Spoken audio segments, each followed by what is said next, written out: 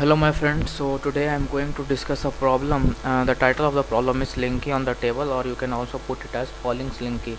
I hope every one of you must have listened this famous word as a Slinky can defy gravity. That means until and unless a Slinky completely collapses, it doesn't fall on the ground. So what happens? If you want to see the video, you can just see the video on YouTube. You can just type for how a slinky defies gravity and you can already see it. So today we are going to do a numerical based on that phenomena. So here it is said that it is a previous year Olympiad question. A slinky of mass m was initially resting on a table top with its axis vertical. Okay, with its axis vertical. Its top was then slowly released until its lowest coil was just clear of the table. At that point its length was L. So uh, its top was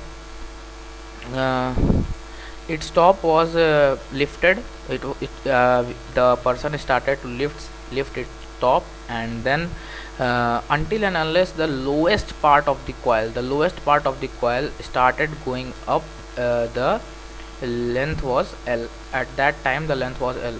So here the question is somewhat only this much of data is given, mass was given and length was L, length L is given. So here it is asked that how much work was done during the lifting stage.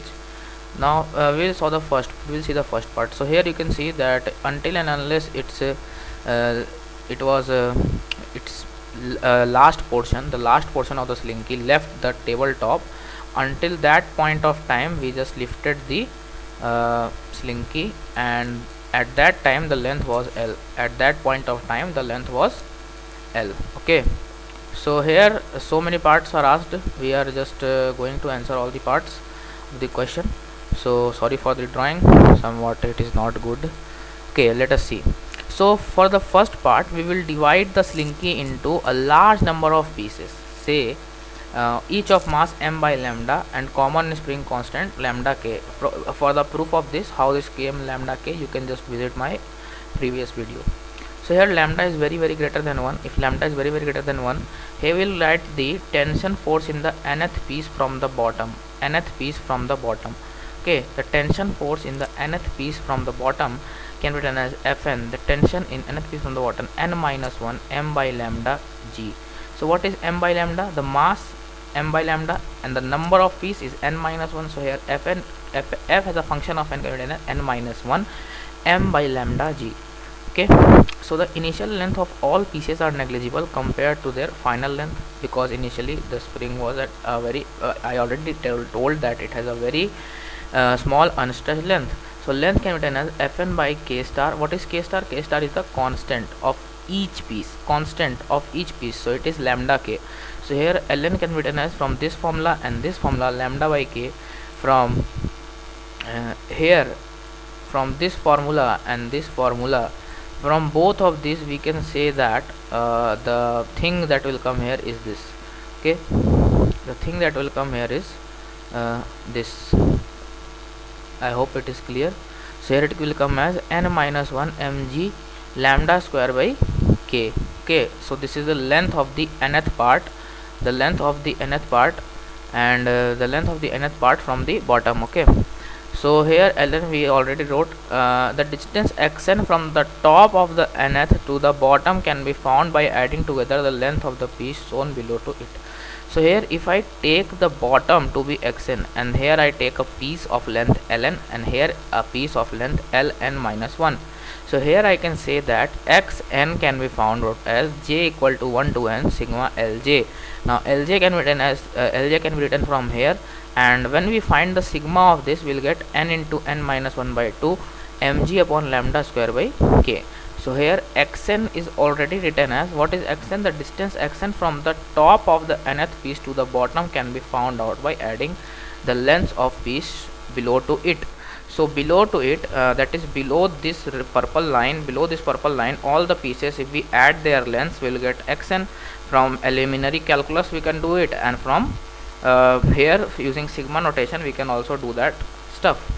So here we can write the xn as n by lambda into n minus lambda, this relation, one lambda goes here and one lambda goes there, mg by 2k. for the last piece, if I write it for the last piece, that is this piece, so xn is equal to L, and at that point capital N is very greater than 1.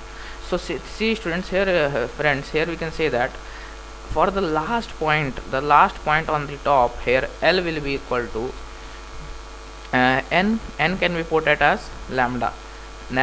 So lambda into lambda minus 1 by k, lambda into lambda minus 1 mg by 2k, and here it can be approximately told as mg by 2k, or n when n tend to infinite, here it is mg by 2k. So the length L can be written as mg by 2k.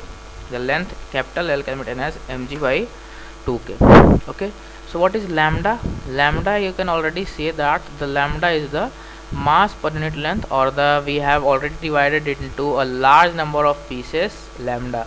Okay, where the lambda is very greater than 1. We have already divided that into a large number of pieces. Okay, each of mass m by lambda, and common spring constant we already got that. Here we put n where our n is equal to lambda, where n the maximum limit of n can reach till lambda. So here if I put capital N very greater than 1, I'll approximately get it as mg by 2k. Okay, so here the work done by the elastic, here we already find the extension. So how can we find the work done? Work done by elastic energy stored in the spring plus gravitational potential energy due to rise of center of mass. Here we can say that during the work done can be approximated as the elastic energy stored in spring plus the gravitational potential energy due to the rise of center of mass. So here it can be proved by using summation and integration. Okay, summation and integration. So here method 1 is elastic energy. Elastic energy can be written as J equal to 1 to lambda. Lambda is for the last value of n, and then we write k star Lj square, half kl square, that's the thing, and here we put that we will get the sigma notation, and sigma from J equal to 1 to lambda, k star value is lambda k, and Lj square is this thing. So if we put that all stuff here and took all the constants outside, here we can written as J minus 1 square will be left. So the sum of squares will be J minus 1 square, and will be written as n into n plus 1. Sum of a square formula is this, and here if n is very greater than 1, we can write it as n into 2n, where will be very greater than 1, so we can write it as n cube by 3. So here n is J minus 1, so lambda minus 1 cube by 3, and now lambda is also very greater than 1. Here n is very greater than 1, and here lambda is very greater than 1. So when lambda is very greater than 1, this expression will be changed into lambda cube. So lambda cube will get cancelled, and here we will get half 1 by 6 mg square by k. Now k is mg by 12. From here we can say k is equals to mg by 12. This relation, using this relation we can say k is equal to mg by 12, and here if we put the value of k, in this expression, here we get the value of work done by the elastic energy, and work done by the gravitational energy. We'll again use the sigma notation. Here the gravitational energy can be written as E gravitational is mgh, height of center of mass above the table, let that be h. So hcmj can be calculated as xj minus half lj. What is xj? Xj is the total length of this piece, of the end of this piece. Lj is the length of that piece, and here xj can be written as half x minus x is the total length minus half lj is h. X minus half lj is h. So if I just zoom that a little bit, here, okay, somewhat more I have to zoom it. So here you can already see that the exactly in half portion it is being divided. Half of lj is above and half of lj is below. So h can be written as x minus, x is somewhere here, x minus half lj, I hope you understand that.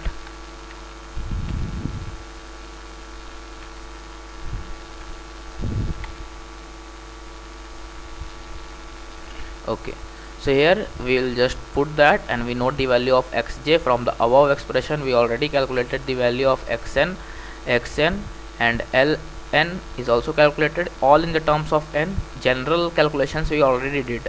So here we will just put the values, and here we will get HCmJ as sigma times of xj. Now xj can be written, here we will do 1 by m and m by lambda. Here we will get all the expressions, and then we will do the h will get us to this point, and here j into j minus 1 minus j minus 1. Here we will get h is equal to mg by 2 lambda cube k, j equal to 1 to lambda j minus 1 square. So here again we get that term, and here again we get it as L by 3, h is equal to L by 3, and in above case we get mg by 6. Okay, mg half 1 by 3 mgl, 1 by 3 mgl. Okay, and here if we put L by 3 in place of gravitational potential energy, it can be written as mgl by 3. Now this is equal to the elastic energy, this is equal to the elastic energy. Okay, so work done can be written as 2 times of E gravitational or E elastic, whatever you need to write, 2 mgl by 3. This is the work done. Now above was done by the help of sigma notation. Sigma notation is very basic, and here we will be using the calculus notation. So for n variable greater than 1, fn can be written as n by capital N mg. Now xn can be already written as n upon capital N square mg by 2k. From above relations we can already say that capital N is equal to lambda, that lambda we put above. So here if we want the work done, we can just write it as 0 to L fx dx. Now fx can be written as, from here, limit as a sum. You already studied that topic in calculus. Limit as a sum, we already provide that topic. Here we will get mg into root x by L. Now once you integrate that function, you will get 2 by 3 mgl. Now the second part, the second part of the question, it was asking about what if the upper end of the coil is now released, the lowermost do not starts moving immediately. That animation you can see it on YouTube. It's really amazing. And what speed v0 does the slinky does the collapsed slinky have immediately afterwards? When it see, it doesn't falls immediately, it collapses first. The point is not in contact with the ground, it defies gravity. Here v0, because what happens, the center of mass doesn't falls to we can say that suddenly it doesn't falls, it takes some time to fall, the center of mass of the slinky. Okay, so here we can say that the v0 can be written as root 2 gh. Now root 2 gh can be written as the potential energy divided by the mass, that is L by 3. Now root 2 gl by 3 will be the velocity.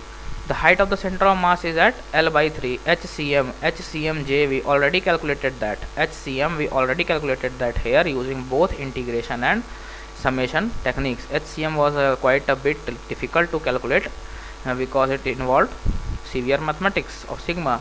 Okay, so half mv0 square is the kinetic energy. Now half of the total energy, the kinetic energy, is released in the form of heat during collisions, or the sound that is produced, the metallic sound. Okay, and the time can be found out by root 2h by g or the root 2l by g 3g. So here I am trying to give an explanation how I get that. If I write xj as a function of j, it is already given j into j minus 1 by 2 mg by lambda square k, and half of j minus 1 mg by lambda square k. So here if I do that stuff, I will get j from 1 to lambda mg by 2 lambda square k m by lambda j into j minus 1 minus j minus 1. So here j minus 1 square, and that's the mathematical explanation. I hope you like the video, and please try to see the animation of the problem. Thanks.